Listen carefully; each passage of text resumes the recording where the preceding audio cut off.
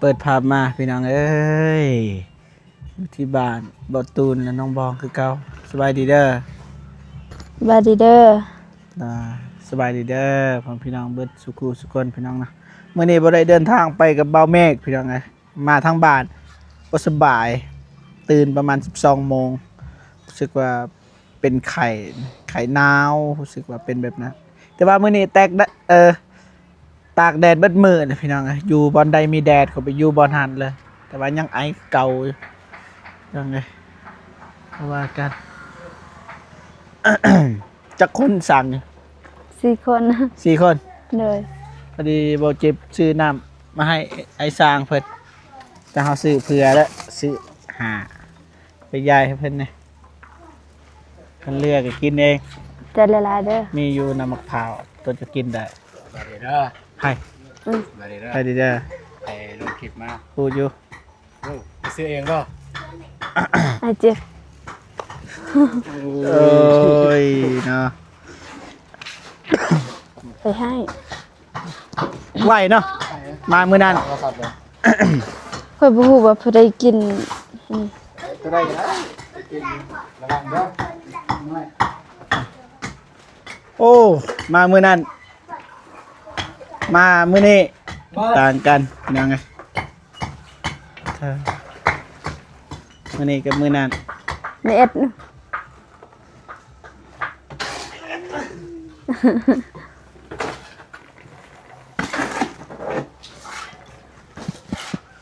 ไหวไหวว่าเป็นหูเป็นทางเป็นเบิดเลย บอนนอนห้องน้ บอกปะก่อน จัดกันบ่ ำ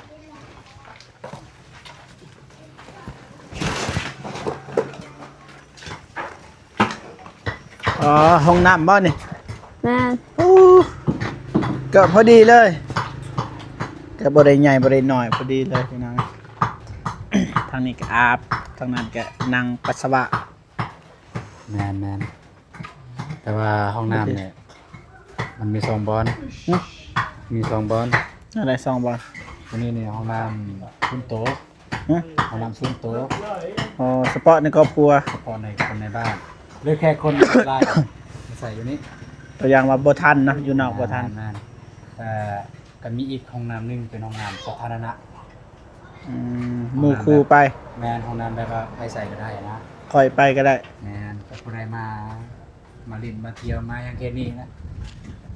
ปวดท้องนะเข้าห้องน้ำมาเลย อ๋อ ไปอยู่นอกครับ ถ้าว่าอยู่นี่ถ้าเจ้าของเฮือนบ่อยู่นี่บ่สามารถเข้าได้เขาจะสิล็อกประตูไว้ ล็อกนอกล็อกในป่ะ แหมเอ้าเจ้าของเฮือนบ่อยู่แต่ว่าห้องน้ำนอกนี่ ห้องน้ำนอกเนี่ยใส่ได้ ไผบ่ทันก็แล่นเนาะ แมน แม่นเข้า ล็อกมือไปแจ ประมาณนั้นคิดว่าเด้ แหมดีแล้วซะ แผ่นแบบนั้น เพราะว่าเขาก็ค่อนข้างว่าเป็นเกินว่ายังวะทีมงานเขาเนาะ อืม คนนี่ยังเกิน สถานะ คนสาธารณะเดี๋ยวน้อยก็เห็นแบบนี้แน่มันคือว่ามีคนอยากมาเล่นนั่นยังก็ไปใส่ข้างหน้า เพิ่นบ่อยากเข้าเท่านี้เนาะ บางเทื่อมันมีบางคนได้มาแล้วก็เกรงอกเกรงใจได้เวลาเขาอย่างนี้ ว้าวเจ้ายังนั่งกินข้าวอยู่หั่นก็สิไปเข้าเขาก็บ่เข้า บ่กินได้ยังไงกินอยู่นี่ แต่ว่าเจ้าอยู่โซกันอยู่นี่ นี่ค่อยจะไปเข้าห้องน้ำบ่ได้ได้ค่อย ฝุ่น ต่อพื้นประมาณนั้น ไว้เติบเนาะ ไหวป่ะ ไว้นะนี่ทางนี้ก็ ประตูยังเบิ่งไหวอยู่ ฮะ ประตูยังว่าเบิ่งไหว ไว้ ประตูเบิ่งยังว่าไหวนะไหวแล้ว ได้ยินข่าวว่ารถเสีย แม่น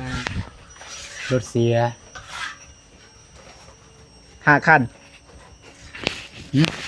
5 คัน4 คันพอดีเมื่อกี้โทรศัพท์มีปัญหาพี่น้อง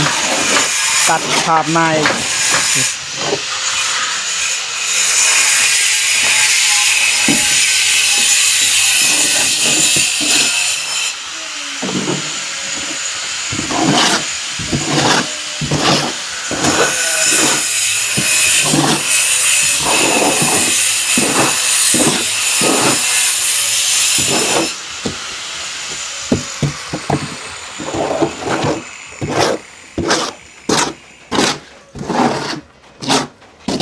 โอ้ยยังไงสบายแต่คลิปก็อยากถ่ายอยู่เป็นยังไงมื้อนี้ก็น่าจะนานอนเทื่อนเป็นยังไง ทีมงานไปใส่แน่ทีมงาน จังหวะบ่ได้ไป บ่เมกส่วนอยู่แต่ว่าเฮาว่าบ่ไหวอยากพักผ่อน เบิ่งบอกสำนั้นประมาณอีกคู่หนึงเนาะ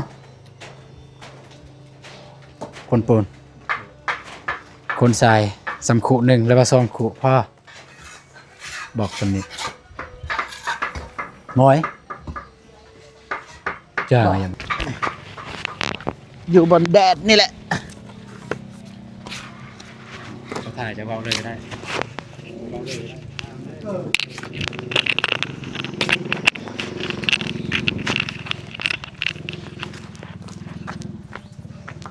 โอ้ยคู่มันแต่อันเดียว ไก่นั่น มื้อ หมู นี้ สาย เจ็บมาช่วย จักคู่ประตูนสามป่ะ ซองแล้วเด้ ยังหนึ่งป่ะบอกได้เจ้าหู เจ้าผู้เชี่ยวชาญนั่นป่ะ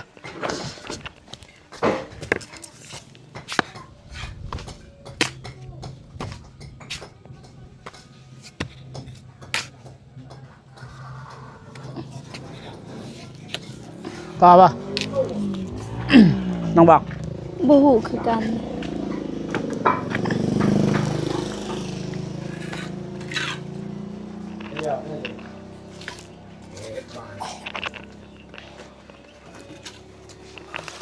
ตูนเอ้ยมาปูนมาใส่เบ้าง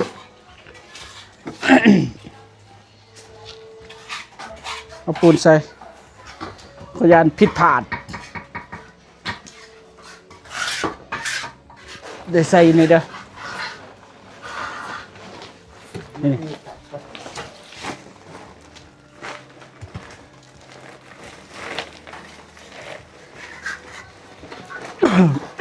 โอ้ย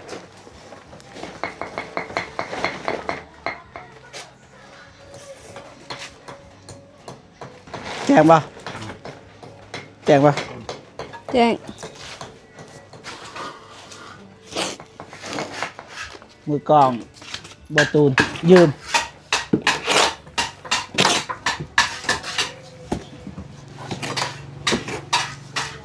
มือกลอง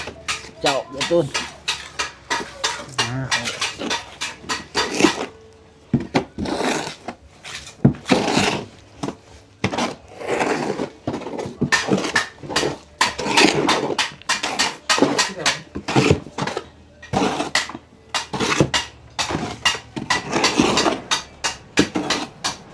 พอแล้ว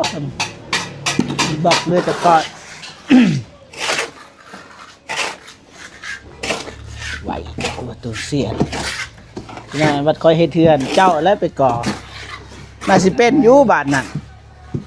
เนาะซ้ำซาสิแล้วเพื่อนเจ้าจะก็เก่งนะ บ่ได้เฮ็ดนะบ่ได้เฮ็ดมีแต่ปูนมีแต่ไอ้น้อง เอาน้ำมา ใส่ปูนเติมใส่ปูนเติม ปุ้นตื่นมา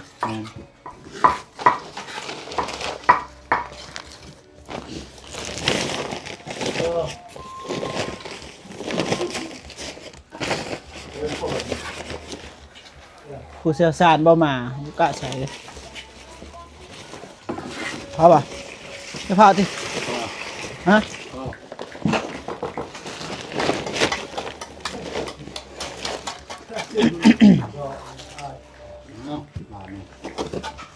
หมักแล้วบ่แล้วแน่นอน อันเด้ บ่แล้วดอก บ่เอา บ่แล้วสำนี้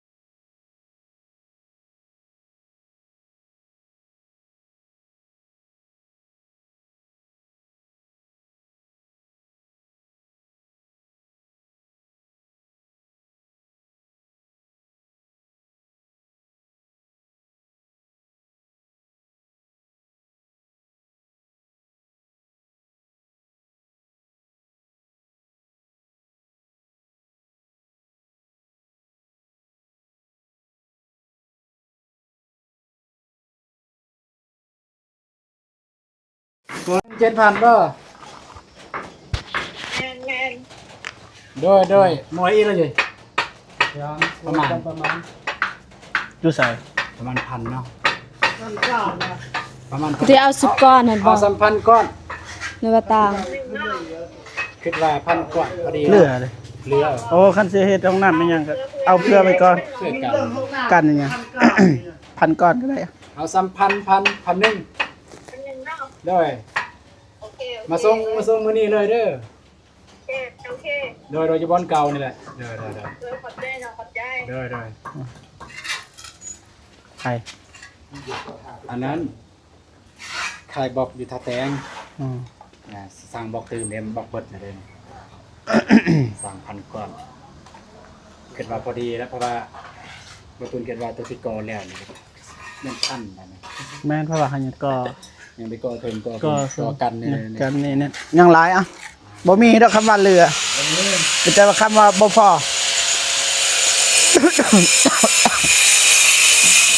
แต่ไอ้ซ่าน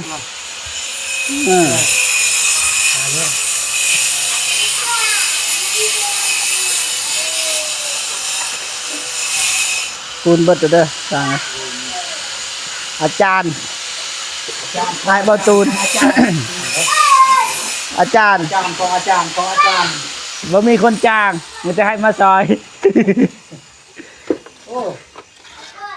เสียอันนั้นได้จากเสียมิน นั่นวะ ปีเฮียนหูอยู่หันจนจบ พอ จนเป็นปรมาจารย์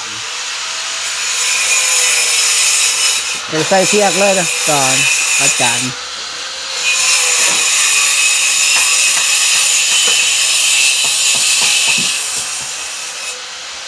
สติเด้อ เขาต้องจำเจเขาต้องจำเจหลาย ป้ายใส่ ต้องรุมกัน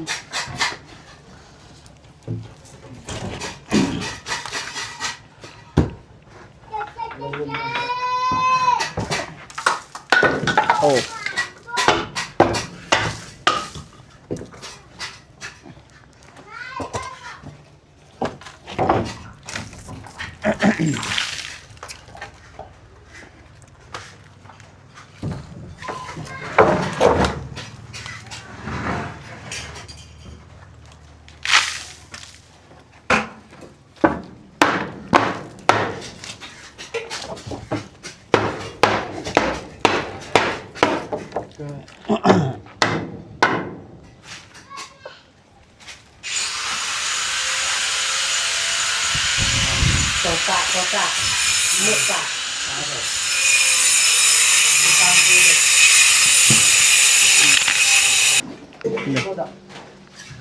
ได้มาเป็นนาน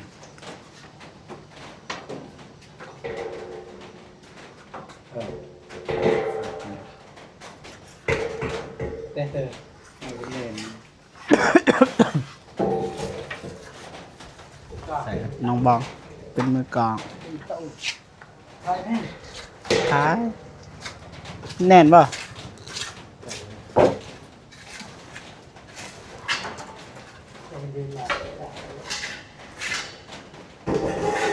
เออ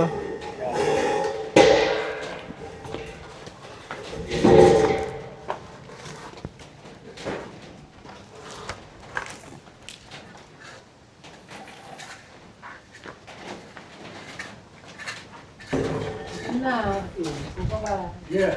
ไม่ต้องตอบ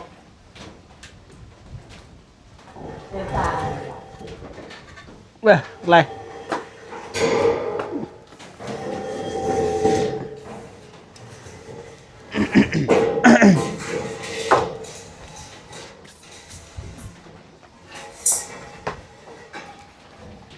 ก็ดีป่ะ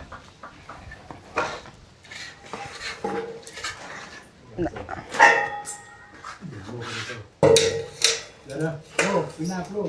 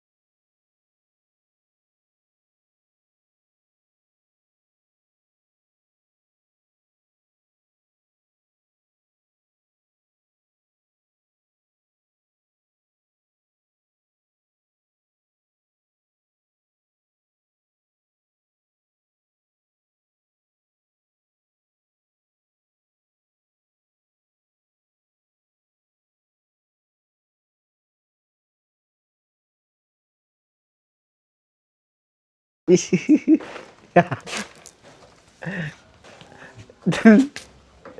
วัสดีปั๊บว่ามา mình là sọ bất hơn nữa mình ra cơm nó sọ là sọ cô đây một chục bè là còn nhá đâu ở đâu xịt là chả ใครเด้สิมีบุญมาลองบังมา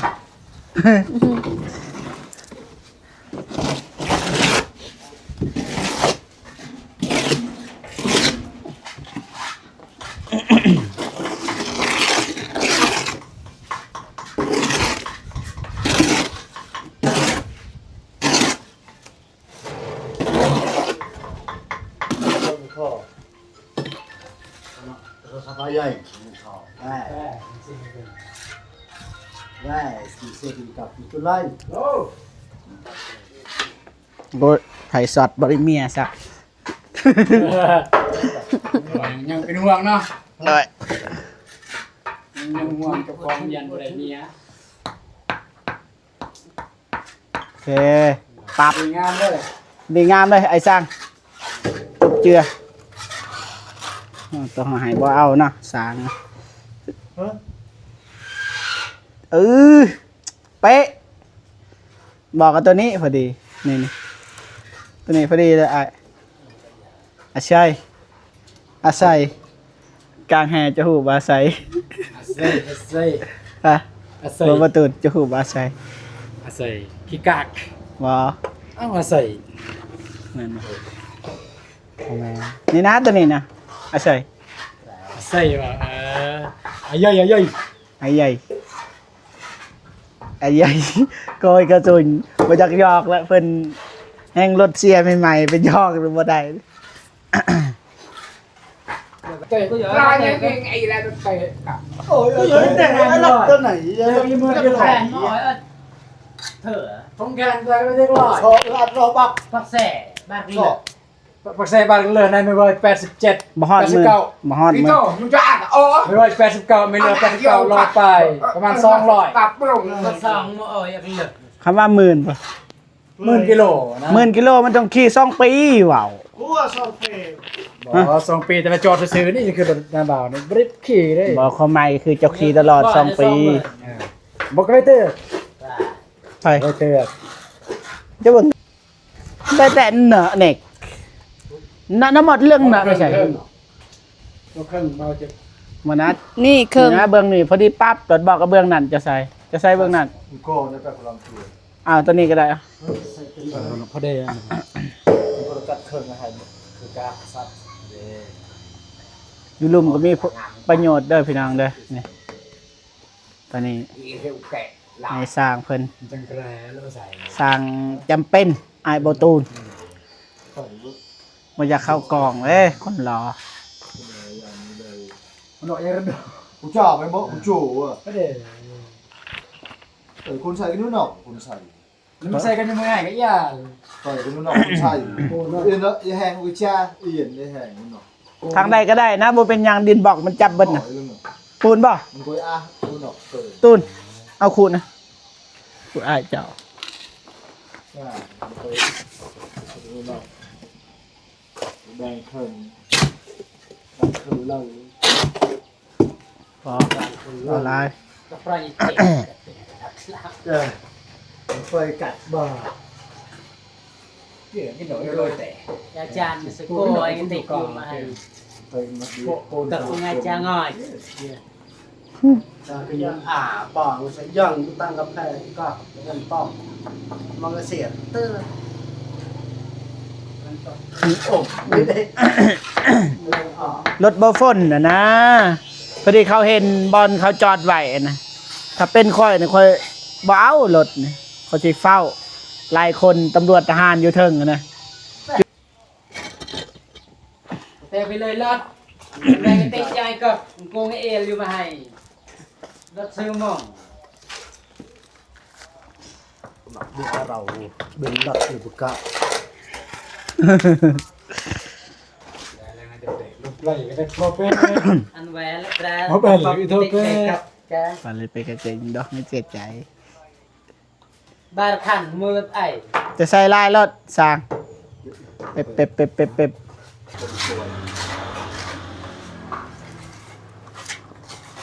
ดูแลเอาตัวนี้แจกเสียบไทย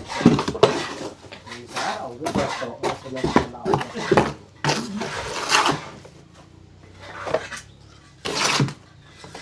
เลิกจังโมง ยังเฮ็ดได้เมื่อยบ่ฟ้อนบ่หาเงินได้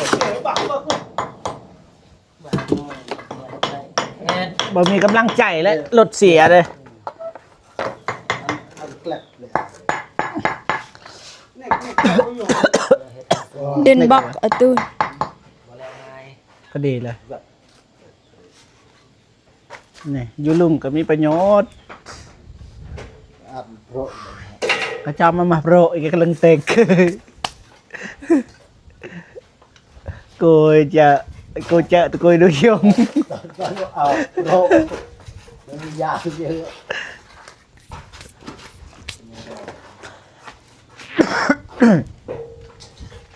สบายโอเคพี่น้องเนาะทายเรามันก็สิยาวพี่น้องครับทายไปทายมาคือเก้าอยู่พี่น้องก็คืบหน้าพี่น้องไงแต่ว่าพาเบิ่งไปดำกันพี่น้องเนาะมือใดเราสิก่อแล้วพี่น้องฝากติดตามซองเพื่อนหน่อยนะเจ้าของเฮือนเพื่อนเบาตูนแอนบองพี่น้องไงประมาณนี้ครับพี่น้องนะเบาเจ็บกับขออนุญาตจบคลิปกันเด้อพี่น้องเด้อ